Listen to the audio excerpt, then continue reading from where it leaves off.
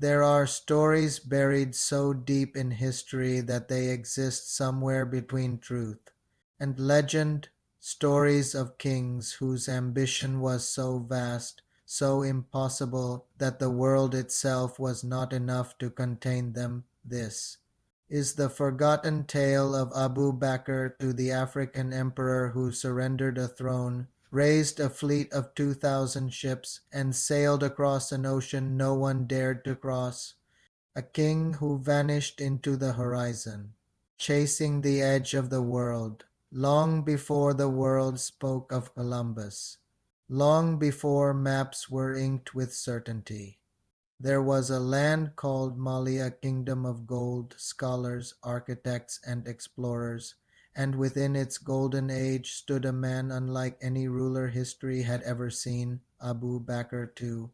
Born into royalty, trained in governance, respected by warriors and scholars alike, yet he carried a restlessness inside him, a quiet hunger that could not be fed by power, wealth, or praise. Where other kings wanted empires, Abu Bakr wanted answers. He would spend hours staring at the Niger River, watching its currents pull toward the west.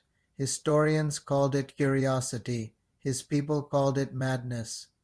But Abu Bakr too believed it was destiny. He believed the river was whispering a secret. Follow me, I lead to the great ocean, and beyond the ocean lies another world. And once that idea sparked, no force on earth could put it out. One day Abu Bakr summoned his royal scholars.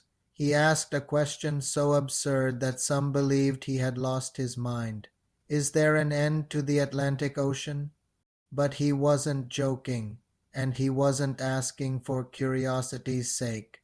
He was planning something. To him, the Atlantic was not a barrier, it was a doorway, a vast, shimmering wall hiding lands no one had ever reached. The scholars tried to reason with him. They reminded him that the ocean was deadly, that storms swallowed fleets whole, that nobody had ever returned from voyages that dared to defy the horizon. Abu Bakr listened in silence, and then he said something unforgettable. If the world has an edge, I must see it with my own eyes. In the year 1310, Abu Bakr II ordered the construction of a fleet, 200 ships crewed with Mali's finest sailors, stocked with years' worth of supplies, and blessed by the scholars of Timbuktu. They sailed west into waters no map could explain. Weeks passed, then months, no sign, no message, no returning sails shining on the horizon, until one ship drifted back broken, battered, carried by the mercy of the waves. The lone survivor was brought before the king. His voice shook as he spoke. We sailed far, farther than sight itself. Then we reached a river in the ocean, a powerful current pulling the other ships into darkness. They disappeared. We could not escape a river in the ocean. Today, scientists call this the Canary Current, a powerful Atlantic flow that drags vessels westward toward the Americas. But in 1310 it sounded like a death sentence. The court begged Abu Bakr to abandon his fantasy, but instead he made a decision no king had ever made before.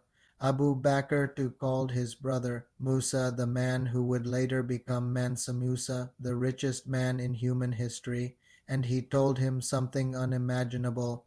I am giving you the throne. Rule Mali with wisdom. As for me, I will sail again, a king, abandoning his empire for an idea. Musa protested, but Abu Bakr was resolute. His eyes were already on the horizon. He had tasted uncertainty, and it consumed him. He wanted truth even if the price was glory, power, or his life. The next expedition dwarfed the first 2,000 ships, one of the largest naval fleets in medieval history, 1,000 carrying men. 1,000 stocked with food, water, livestock, tools, gold, everything a civilization might need.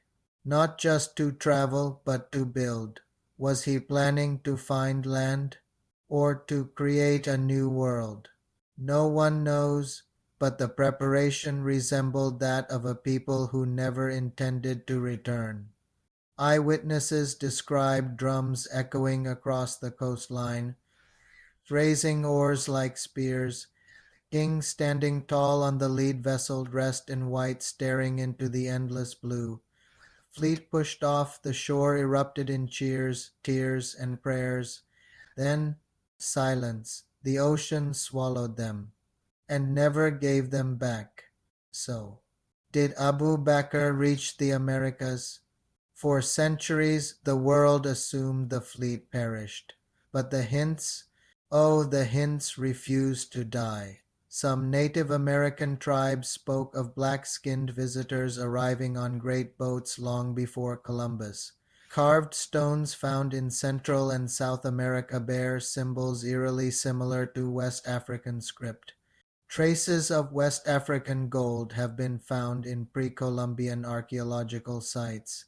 Even Columbus himself wrote in his diary, "The inhabitants of these islands told me that black men had come here from the south and east. They brought spears tipped with gold. Where did those men come from?" History keeps its silence, but the fingerprints of truth cling to the shadows. Abu Bakr's disappearance reshaped the world. His brother, now Mansa Musa, would become the wealthiest ruler in history. His pilgrimage to Mecca stunned the world with rivers of gold, a journey that placed Mali on global maps. But Musa always spoke of Abu Bakr with reverence, not as a king who vanished, but as a pioneer who dared what no one else would. A man who believed the world was larger, stranger, and more wondrous than anyone imagined. So who was Abu Bakr II? A dreamer? A madman? A hero? A king who abandoned his people? Or the first African explorer to reach the Americas? History may never give us the answer, but here is what we know. Most kings build monuments to be remembered. But Abu Bakr didn't need stone. He carved his name into the very fabric of mystery. He proved that the greatest journeys are not taken by those who seek riches, but by those who refuse to fear the unknown. Some men chase glory, some chase power, but Abu Bakr to chase the horizon, and sometimes that is enough to make a man immortal. Thank you so much for watching. If you're fascinated by the hidden stories of our world, don't forget to like, subscribe, and hit that bell for more journeys into the unknown. We'll see you in the next one.